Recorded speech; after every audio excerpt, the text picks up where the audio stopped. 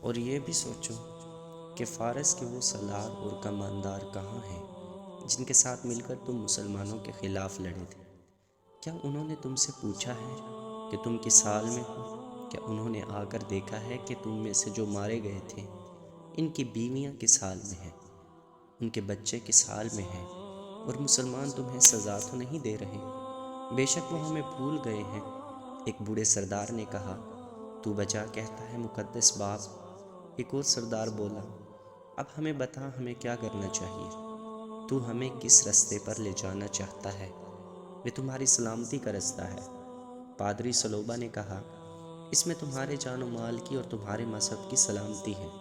میں مسلمانوں کی اطاعت قبول کر رہا ہوں اور بسمہ کے علاقے کی تمام قابل کاشت اراضی کا لگان وصول کر کے مسلمانوں کو ادا کیا کروں گا۔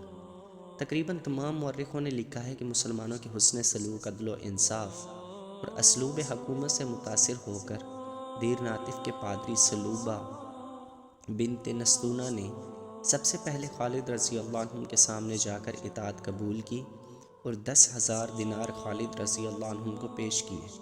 اس رقم کے ساتھ وہ ہیرے اور بیش قیمت موتی بھی تھے جو کسریٰ اردشیر نے پادری سلوبا کو تحفے کے طور پر دیے تھے۔ یہ موتی دراصل رشوت تھی جو اردشیر نے عیسائیوں کو مسلمانوں کے خلاف لڑانے کے لیے پادری سلوبا کو دی تھی۔ خالد رضی اللہ عنہ کے حکم سے ایک اور معاہدہ لکھا گیا۔ یہ معاہدہ مدینے کے سالار خالد بن ولید اور سلوبا بنت نستونہ کی قوم کے ساتھ طے ہوا اور تحریر کیا جاتا ہے کہ اس کے مطابق سلوبا عیسائی قوم کی طرف سے 10,000 دینار سالانہ بطور جزیہ ادا کرے گا اور کسریٰ کے ہیرے اور موتی اس رقم کے علاوہ وصول کیے جائیں گے۔ جزیہ کی رقم صرف ان عیسائیوں سے وصول کی جائے گی جو اس کی استطاعت اور توفیق رکھتے ہوں اور جو کمانے کے قابل ہوں گے۔ ہر کسی کو جزیے کا اتنا ہی حصہ دینا پڑے گا جتنا وہ آسانی سے ادا کر سکے گا۔ اس معاہدے کو مسلمانوں پر یہ فرض عائد ہوتا ہے کہ وہ عیسائیوں کی بستیوں اور بسمہ کو ہر طرح کا تحفظ فراہم کریں گے۔ پادری سلوبا کو اس قوم کی نمائندگی تسلیم کیا جاتا ہے جیسا کہ اس قوم نے تسلیم کیا۔ اس معاہدے پر جو خالد بن ولید رضی اللہ عنہ نے کیا، تمام مسلمان رضامند ہیں اور وہ اس پر عمل کریں گے۔ پادری سلوبا اس علاقے کی نامور شخصیت تھی۔ ارد گرد کے بڑے بڑے سرداروں اور سرکردہ افراد نے جب دیکھا کہ سلوبا نے خالد رضی اللہ عنہ کی اطاعت قبول کر لی ہے تو وہ سب ہرا پہنچے اور خالد رضی اللہ عنہ کی اطاعت کرنے لگے۔ انہوں نے جو نقد جزیہ ادا کیا وہ 20 لاکھ درہم تھا۔ مسلمانوں کی شجاعت کی دھاک دور دور تک بیٹھ گئی۔ بڑا ہی وسیع علاقہ مسلمانوں کے زیر نگیں آ گیا۔ خالد رضی اللہ عنہ نے وقت ضائع کیے بغیر اس علاقے میں اسلامی حکومت قائم کر دی اور انہی سرداروں میں امراء منتخب کر کے مختلف علاقوں میں مقرر کر دیے۔ اس کے ساتھ ہی اپنی فوج کے کچھ دستے اس مقصد کے لیے سارے علاقے میں پھیلا دیے کہ کہیں سے اسلامی حکومت کے خلاف بغاوت نہ اٹھ سکے۔ یہ دستے گھڑ سوار تھے اور برق رفتار۔ خالد رضی اللہ عنہ نے اپنے 3 بڑے ہی تیز اور پھرتیلے سالاروں زرار بن الزور، کاکا اور مثنہ بن حارثہ کو ان دستوں کے ساتھ بھیجا۔ ان تینوں کا انداز ایسا جارحانہ تھا کہ جدھر چاہتے ادھر لوگ دبک جاتے اور ان کے سردار آگے آ کر اطاعت قبول کرتے۔ اسی طرح جون 633 میں دجلہ اور فرات کے درمیانی علاقے اسلامی سلطنت میں آ گئے۔ تخت و تاج کے ہوس کاروں نے اپنی قوموں کو تاریخ کی تاریکیوں میں گم کیا اور اپنا ملک دشمن کے حوالے کیے۔ فارس کی شہنشاہی جو ناقابل تسخیر سمجھی جاتی تھی اور جس کی فوج زرپوش تھی، اب زوال پذیر تھی۔ مسلمانوں کی فوج کی نفری فارس کی فوج کے مقابلے میں کچھ بھی نہیں تھی۔ یہ نفری زرپوش بھی نہیں تھی اور آتش پرستوں کی فوج کی اتنی زیادہ مسلح بھی نہیں تھی، مگر آتش پرست شکست پر شکست کھاتے چلے گئے اور فارس کے دارالحکومت مدائن کو خطرہ پیدا ہو گیا۔ وہاں اب کسریٰ اردشیر نہیں تھا، وہ صدمے سے مر گیا تھا۔ تاریخ گواہ ہے اور یہ قرآن کا فرمان ہے کہ اللہ جس قوم کو اس کے اعمال بد کی سزا دینے پر آتا ہے، اس پر نااہل اور خود غرض حکمران مسلط کر دیتا ہے جو اسی قوم کے افراد ہوتے ہیں۔ اللہ کا یہ قہر آتش پرستوں پر گرنا شروع ہو گیا۔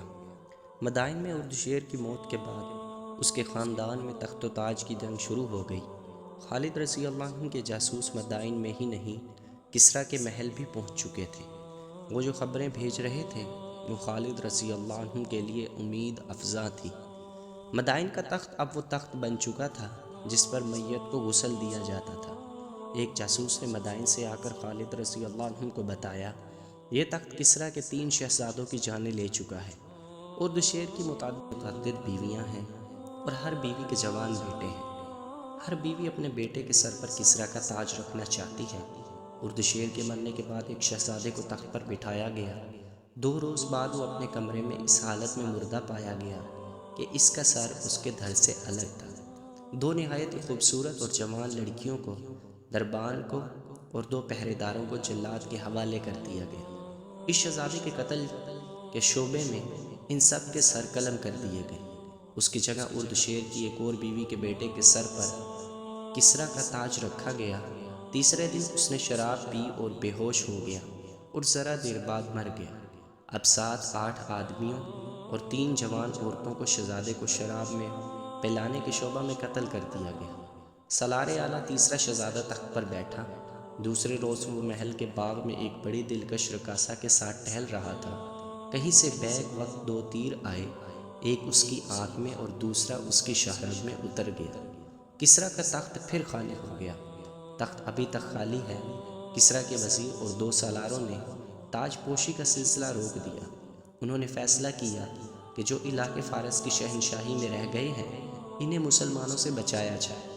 انہوں نے دجلہ کے پار اپنی فوج کو اس طرح پھیلا دیا کہ ہم جس طرف سے بھی پیش قدمی کریں ہمیں روک لیا جائے۔ ان کی اس فوج کی نفری کتنی ہوگی؟ خالد رضی اللہ عنہ نے پوچھا۔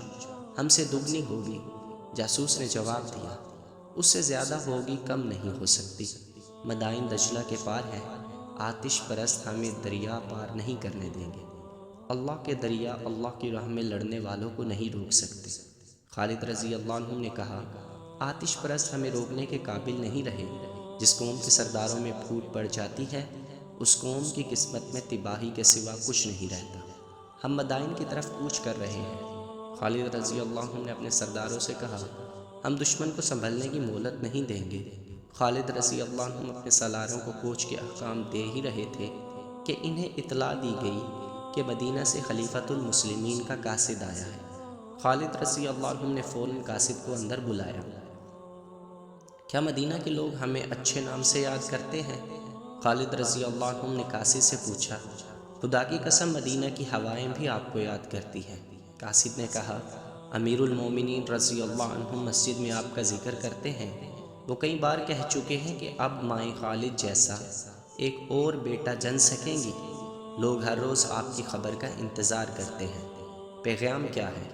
قاصد نے پیغام خالد رضی اللہ عنہ کو دے دیا۔ خالد رضی اللہ عنہ پڑھتے جاتے تھے اور ان کے چہرے کا تاثر بدلتا جا رہا تھا۔ وہاں جو سالار موجود تھے وہ پیغام سننے کے لیے بیتاب تھے۔ امیر المومنین کے سوا مجھے کون روک سکتا تھا؟ خالد رضی اللہ عنہ نے کہا اور سالاروں سے مخاطب ہو کر بولے، امیر المومنین نے حکم بھیجا ہے کہ ایاز بن غنم لڑ رہا ہے، اللہ اسے فتح عطا فرمائے۔ ادھر سے فارغ ہو کر وہ ہمارے پاس آ جائے گا۔ امیر المومنین نے کہا ہے کہ جب ایاز اپنی فوج لے کر ہمارے پاس آ جائے تو ہم آگے بڑھیں، اس کے آنے تک ہم جہاں ہیں وہیں رکے رہیں۔ خالد رضی اللہ عنہ کے چہرے پر جو رونق اور آنکھوں میں فتح و نصرت کی جو چمک ہر وقت رہتی تھی وہ بجھ گئی اور وہ گہری سوچ میں کھو گئے۔ سالاروں کے اس اجلاس پر سناٹا طاری ہو گیا، جس کی وجہ یہ نہیں تھی کہ خلیفۃ المسلمین نے پیش قدمی روک دی تھی، بلکہ وجہ یہ تھی کہ خالد رضی اللہ عنہ کے چہرے پر ایسا تاثر کبھی کبھی آیا کرتا تھا اور یہ تاثر ایک طوفان کا پیش خیمہ ہوا کرتا تھا۔ کسی بھی سالار کو خلیفہ کے اس حکم کے متعلق کوئی بات کہنے کی جرأت نہ ہوئی۔ چند منٹ بعد خالد رضی اللہ عنہ گہری سوچ سے بیدار ہوئے اور قاصد کی طرف دیکھا۔ اللہ تجھے سفر میں سلامتی اور رحمت عطا کرے۔ خالد رضی اللہ عنہ نے کہا کہ آرام کرنا چاہتا ہے تو کر لے اور واپسی کا سفر اختیار کر۔ امیر المومنین سے میرا اور میرے ساتھیوں کا سلام کہنا، پھر کہنا کہ جنگ کے حالات کو وہی بہتر سمجھتے ہیں جو میدان جنگ میں ہوتے ہیں۔ محاذ سے اتنی دور بیٹھ کر کوئی فیصلہ کرنا لڑنے والوں کے لیے نقصان دہ بھی ہو سکتا ہے۔ پھر کہنا کہ ولید کا بیٹا خلافت کی حکم عدولی کی جرأت نہیں کرے گا، لیکن حالات نے مجبور کیا اور اسلام کو خطرہ لاحق ہوا تو میں حکم کی پرواہ نہیں کروں گا۔ میں خلافت مدینہ کا امین اور اسلام کا پاسبان ہوں۔ میں دشمن کو اپنے اوپر آتا دیکھ کر ایک شخص کے حکم کو ایک طرف رکھ دوں گا۔ مجھے خوشنودی اللہ کی درکار ہے، اللہ کے کسی بندے کی نہیں۔